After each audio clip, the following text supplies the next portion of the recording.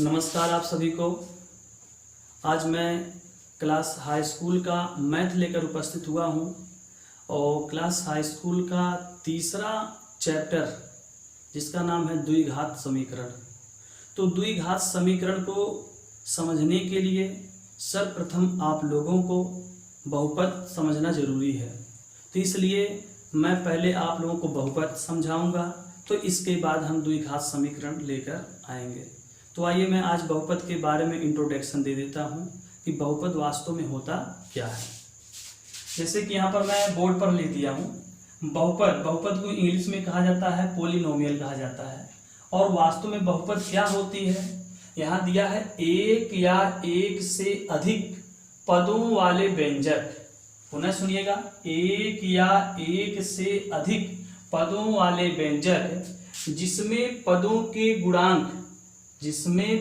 के गुणांक शून्योत्तर, जिसको इंग्लिश में कहा जाता है नॉन जीरो, तथा चरों की घात ऋणोत्तर पूर्णांक होती है, उसे बहुपद कहते हैं। समझ में नहीं आया होगा, उस चीज को मैं एग्जाम्पल का सहारा लेकर आपको भी समझा देता हूं। एक बार पुनः परिभाषा देख लीजिए।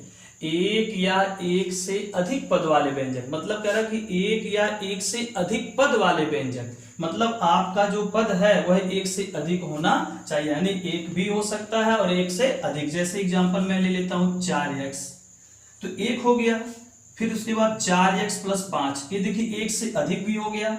और भी कह रहा है एक या एक से अधिक कह रहा है, और भी अधिक ले सकते हैं, 4x² + 5x + 4। तो देखिए यहाँ पर एक या एक से अधिक, तो हो गया एक या एक से अधिक पदों वाले व्यंजक जिसमें पदों के गुणांक शून्योत्तर तथा चरों की घात ऋणोत्तर पूर्णांक होती है। तो ये जो आपका पावर दिया है, यही पावर जो होता है आपका ऋणोत्तर पूर्णांक होते हैं, तो यही आपका बहुपद कहलाता है। अब तो समझ में आ गया होगा। कह रहा है कि एक या एक से अधिक पदों वाले व्यंजक जिसमें पदों के गुणांक शून्योत्तर तथा चरों की घात ऋणोत्तर पूर्णांक होती है, जिसे बहुपद कहते हैं। और यहाँ नीचे दिया बहुपद का व्यापक रूप दिया है। बहुपद का व्यापक रूप px = a0 + a1x + a2 × x⁻2 + an × x⁻n दिया हुआ है।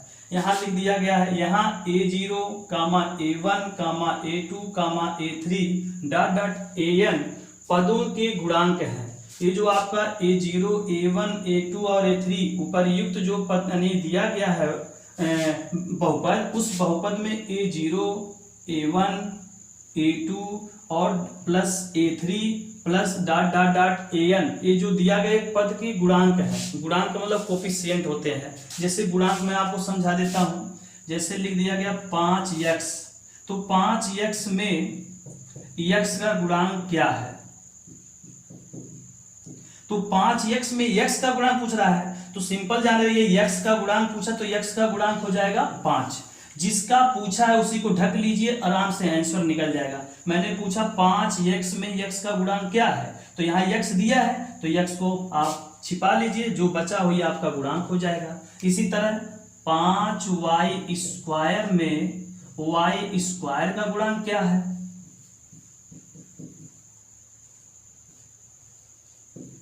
तो y² का गुणांक पूछा, y² का वैल्यूएशन ढक लीजिए, बचा क्या 5 आंसर आ गया। इसी तरह 5xyz दे दिया, 5 की जगह पे आप 8 भी लिख सकते हैं। अब यहाँ पूछा है 8xyz में y का गुणांक क्या है,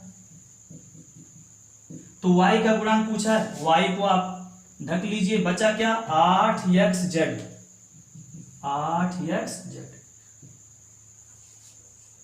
अब तो आपको गुणांक समझ में आ ही गया होगा कि किसी चीज का अगर गुणांक पूछता है तो उस चर राशि का या उस अंक का वैल्यू आप ढक लीजिए, जो शेष बच रहा वही गुणांक हो जाता है। अब इसमें दिया हुआ है आगे, तथा चर x की घातें जो है 0, 1, 2, 3 ... n है। अभी जो पावर घात आप जानते होंगे, किसी भी अंक पर या किसी भी चर राशि पर जो पावर चढ़ जाता है वही पावर ही आपका घात होता है। जैसे लिख दिया गया 5 पर 2 लिख दिया गया, तो इसमें पूछ लिया कि 5 पर जो पावर 2 लिखा है इसमें घात कौन है, तो ऊपर वाला जो अंक के ऊपर है वो आपका हो गया घात और जो नीचे है वो आपका हो गया आधार। इस तरह हो गया। फिर आपका यहाँ 5x² दे दिया गया, तो यहाँ पर पूछा जा रहा है कि 5x² में घात कौन है, तो यहाँ पर घात आपका कौन हो गया 2 हो गया। तो यहाँ पर आप समझ में आ गया होगा कि यहाँ a0, a1, a2, a3 dot an पदों के गुणांक हैं तथा चर x की घातें 0, 1, 2, 3 डॉट n है। इसमें n जो है बहुपद की घात कहलाती है।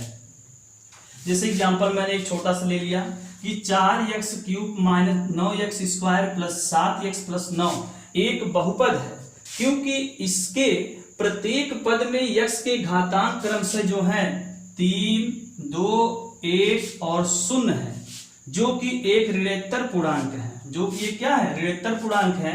जबकि x² - 2x 2 कड़ी में x + 7 एक बहुपद नहीं है, क्योंकि दूसरे पद में x का घातांक 1/2 है, जो कि एक पूर्णांक नहीं है। तो इससे समझ में आपको आ गया होगा कि कौन सा व्यंजक बहुपद है या कौन सा व्यंजक बहुपद नहीं है। तो एक एग्जाम्पल हम उठाते हैं, तो इससे समझ में आपको आ जाएगा। तो यहाँ पर मैं क्वेश्चन दे रहा हूं एग्जाम्पल के सहारा, या क्वेश्चन लिख देते हैं। क्वेश्चन, निम्न में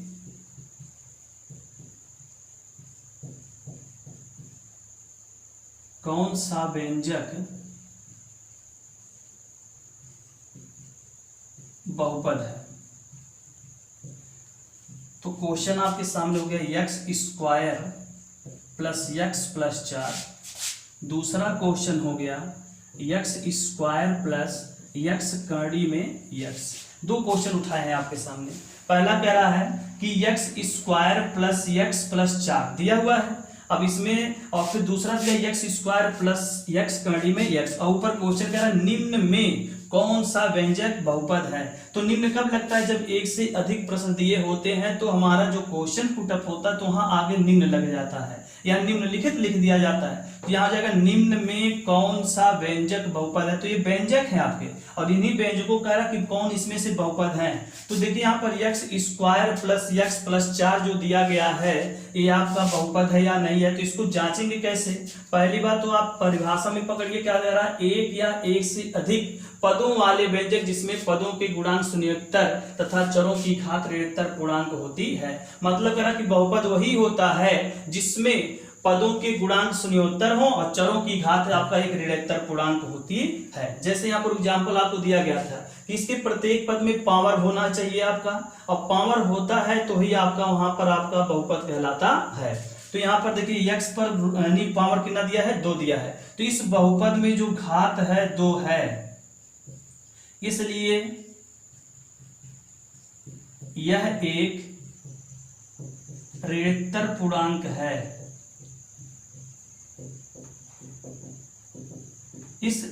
इसलिए यह एक ऋणोत्तर पूर्णांक है, और जब ऋणोत्तर पूर्णांक मिल गया तो आता है यह व्यंजक एक बहुपद होगा। समझ में आ गया होगा। x² + x + 4 दिया है, तो इसमें मैंने पावर ढूंढा, पावर कितना मिला, 2 मिला। इस पे दूसरे पद में पावर कितना है, 1 है, तीसरे में 0 है। तो यहाँ पर जो पावर मेरा मिल गया घात, जिसको बोलते हैं 2, 1, 0 मिला, इसलिए यह एक ऋणोत्तर पूर्णांक है, और जिस बहुपद में ऋणोत्तर पूर्णांक होता है वहीं पर वह व्यंजक आपका बहुपद होता है। दूसरा एग्जाम्पल क्या रहा है, x² + x कड़ी में x दिया है, यह बहुपद नहीं है, बहुपद नहीं है। अब पूछेंगे इसकी बहुपद क्यों नहीं है, कैसे पता चल गया कि सर जी को बहुपद नहीं है। तो देखिए मैं बता रहा हूं कि कैसे है। तो यहाँ पर आप कहेंगे कि पावर है, तो पावर होने की वजह से पता चल जाएगा। लेकिन दूसरे वाले पद में जरा देखिए, आपका x कड़ी में x दिया है, यहाँ दूसरे वाले पद में जो पावर है वो हो जाएगा आपका घात 3/2। कैसे, देखिए यहाँ पर, यहाँ बोलेंगे बहुपद नहीं है क्योंकि कड़ी x का जो वैल्यू होता है 1/2 होता है। तो यहाँ देखिए आपका x गुणे करणी में x मैंने अलग अलग कर दिया, x पर पावर 1 छिपा है तो यहाँ हो जाएगा x पर पावर 1 इंटू करणी x पर हो जाएगा पावर, तो x पर वैल्यू हो जाएगा पावर हो जाएगा 1/2। तो देखिए यहाँ पर गुणे का चिन्ह आया कि नहीं आया। तो एक चीज आप पढ़े होंगे, जहां पर आधार समान हो और घात अलग अलग हो और बीच में चिन्ह गुणा का हो, तो एक ट्रिक है, गुणा तो जुड़ा, गुणा तो जुड़ा। तो गुणे में पावर हमेशा जुड़ता है, तो इसको हल कर जब करेंगे तो x 1 + 1/2 तो हो जाएगा x, यहाँ वैल्यू जब निकालेंगे तो आएगा 3/2। तो देखिए यहाँ पर दूसरे पद में जो पावर आया 3/2 आया है, और दूसरे पद में जब पावर आपके बटे में आ जाए तो आपका बहुपद होता नहीं है, क्योंकि यह एक ऋणोत्तर पूर्णांक नहीं है, इसलिए बहुपद नहीं है।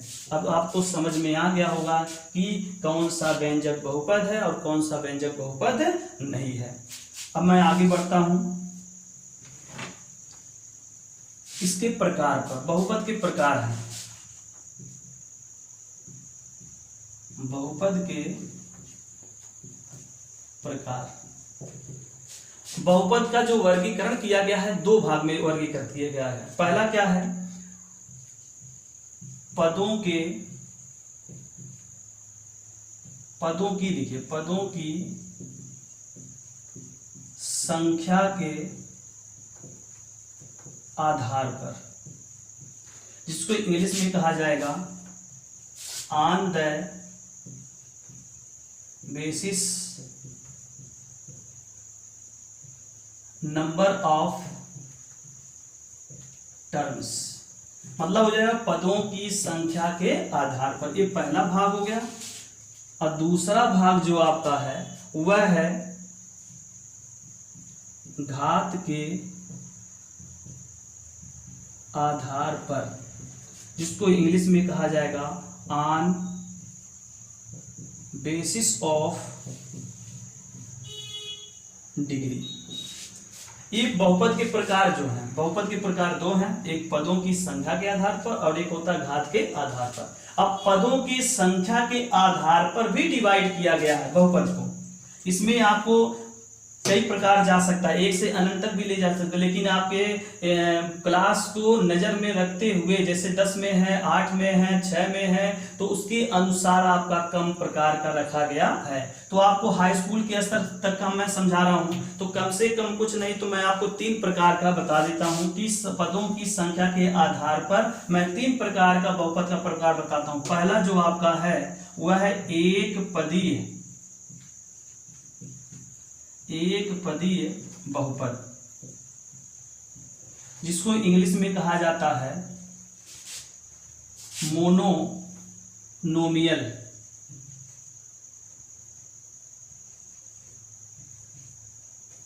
दूसरा जो आपका है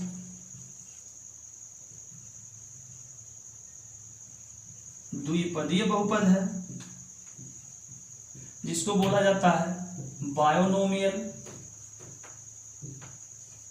तीसरा जो आपका है वह है त्रिपदीय, जिसको बोला जाता है त्रिनोमियल। ये आपके 3 प्रकार के बहुपद दर्शाए गए हैं, monomial polynomial, binomial polynomials, त्रिनोमियल polynomials होते हैं। अब देखिए 3 प्रकार पदों की संख्या के आधार पर 3 भाग में बट गया है। पहला कह रहा है एक पदी, तो सिंपल जान लीजिए कि एक पद है तो एक पदी हो गया, 2 पद है 2 पदी हो गया, त्रिपद हो गया तो त्रिपद हो गया। तो यहाँ पर बायोनोमियल जो दिया गया है, तो बायोनोमियल जो आपके होते हैं तो आपके द्विपदी दिया है। तो एक पदी में मतलब सिंपल जा रही है 5x लिख दिया गया, एक पदी है, 5x + 4 लिख दिया गया, 2 पदी हो गया, 5x² + 4x + 3 लिख दिया गया तो त्रिपदी। मतलब गणना के आधार पर आप बता सकते हैं कि यह किस प्रकार का बहुपद है। गिनती मारने पर अगर 1 आया तो एक पदी, गिनती गिनने पे 2 पद आया तो द्विपदी, गिनती मारने पे 3 पद आया तो त्रिपदी बोल सकते हैं। कभी कभी आपको कंडीशन ऐसे देखने को मिलता है कि देखने पे लगता है 3 पद है लेकिन हल करने पे 2 ही पद आता है, तो ये थोड़ा सा आप ध्यान दीजिएगा। कि हमारा सॉल्व करने पे कहीं ऐसा ना हो कि हम त्रिपदी समझ रहे हैं और सॉल्व करने पे दो पदी आए, तो विशेष ध्यान दीजिएगा। अब आते हैं हम लोग घात के आधार पर। घात के आधार पर भी बहुपद को डिवाइड किया गया है। तो पहला प्रकार इसका है रैखिक बहुपद। रैखिक बहुपद एग्जाम्पल लेकर मैं समझा रहा हूं। रैखिक बहुपद है, रैखिक बहुपद मतलब ये समझिएगा कि जिस चर राशि पर कोई घात ना हो, जिस चर राशि पर कोई घात ना हो उसे रैखिक बहुपद कहते हैं। जैसे 5x + 4, यहाँ देखिए चर राशि पर कोई पावर नहीं है, कोई घात नहीं है, तो इसको आप रैखिक बहुपद ही बोलेंगे। मतलब हो जाए कि जिस चर राशि पर कोई घात ना हो उसे रैखिक बहुपद कहते हैं। दूसरा है, देखिए रैखिक बहुपद में समझाया हूं, अभी थोड़ी देर पहले मैं बोला हूं ना कि जिस चर राशि पर कोई पावर न दिखाई दे। और जब पावर नहीं दिखाई दे रहा है तो इसका मतलब एक वहां छिपा भी रहता है, ये भी ध्यान रहे, ये भी हम बोल सकते हैं आपको। तो यहाँ पर बोल सकते हैं कि ऐसा बहुपद जिसकी घात एक हो, ऐसा बहुपद जिसके चर राशि पर केवल एक घात हो, उसे हम कहते हैं रैखिक बहुपद। बहुत सारे एग्जाम्पल इसके हैं, 5y + 6, फिर बोल सकते हैं 8x + 5। तो देखिए यहाँ पर जो हमारा चर राशि है, इस चर राशि पर एक पावर छिपा हुआ है लेकिन वह लिखा जाता नहीं है। तो आप समझ में आ गया कि ऐसा बहुपद जिस पर, यानी ऐसा बहुपद जिसके चर राशि पर घात केवल एक हो उसे रैखिक बहुपद कहते हैं। आते हैं नीचे, दो घात बहुपद कह रहा है, तो द्विघात बहुपद जो होता है ये भी सिंपल है। जिस चर राशि पर, ऐसा बहुपद जिस चर राशि पर केवल घात दो ही हो, घात कितना हो, दो हो, तो जानिए वह दो घात बहुपद है। 2x² + 5x + 4, अधिकतम पावर कितना है, 2 है। यानी ऐसा बहुपद जिसके चर राशि पर अधिकतम पावर 2 हो उसे हम कहते हैं द्विघात बहुपद। तीसरी पॉइंट है आपका त्रिघात बहुपद। अब त्रिघात बहुपद भी वही है कि ऐसा बहुपद जिसके चर राशि पर अधिकतम घात कितना हो, 3 हो, चाहे वह 2 पद में हो, चाहे 5 पद में हो, चाहे 8 पद में हो, लेकिन अधिकतम पावर कितना होना चाहिए आपका, 3 होना चाहिए, तब वह आपका त्रिघात बहुपद कहलाएगा। जैसे 4x³ + 5x² + 5x + 4। अब यहाँ पर देख लीजिए कि अधिकतम पावर कितना है, 3 है, इसलिए त्रिघात बहुपद है। अब आज मैं आपको बहुपद का पूरा परिचय दे दिया हूं। अब कल मेरा लेक्चर नंबर 2 आएगा, जो आपके हाई स्कूल सिलेबस जो लेकर मैंने शुरू स्टार्ट में जो मैं बोला हूं कि दो घात समीकरण के अध्ययन कराएंगे, तो सेम वही है। तो उस दो घात समीकरण को समझने के लिए सबसे पहले मुझे जरूरत था कौन सी चीज का, बहुपद था। और मेरे प्यारे बच्चों, यदि यह वीडियो अच्छी लगी हो, पसंद आया हो